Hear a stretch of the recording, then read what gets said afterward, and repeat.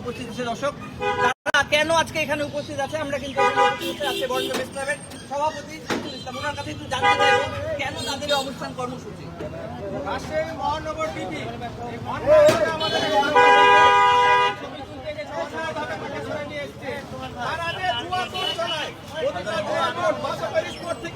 তারা পয়সা খায়, মশারা খায়, আমাদের কাছে সব তথ্য আছে। আমাদের সাংবাদিক বান্ধব, তারা পুলিশ সাংবাদিক বান্ধব হবে, পুলিশ আছে জনগণের চাকর, কিন্তু তারা জনগণের সাথে কুত্তে বিড়ালের মতো ব্যবহার করে।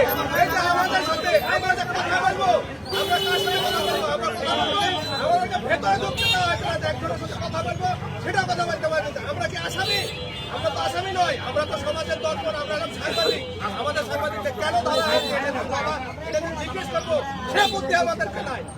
আমরা তাদেরকে অপরাধী, আমরা অবশ্যই যোগাযোগের চেষ্টা করছি, কিন্তু একাধিকবার চেষ্টা করেছে, তারা ফোনও ধরে না এবং তারা কেউ কোথাও বলতে আসে না। আমরা কি জঙ্গি নাকি?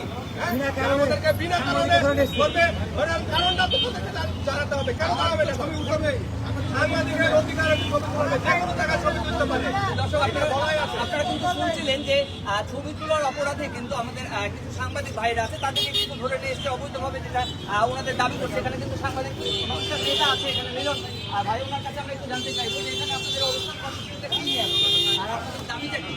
আজকে আমরা জানতে পারলাম যে আদালত চত্বরে অবৈধভাবে, কারণ বৈধ না, আদালত চত্বরে কোনো আসামিকে গ্রেপ্তার সেটা বৈধ না। আদালত চত্বরের বাইরে থেকে আপনি গ্রেপ্তার করতে হবে। অবৈধভাবে গ্রেপ্তার করছিল এ খবর জেনে আমাদের সাধারণ পত্রিকার ধর্মপত্রিকা প্রতিনিধি আমাদের গণতন্ত্রের আব্দুল্লাহ সাগর এবং হচ্ছে আরেকজন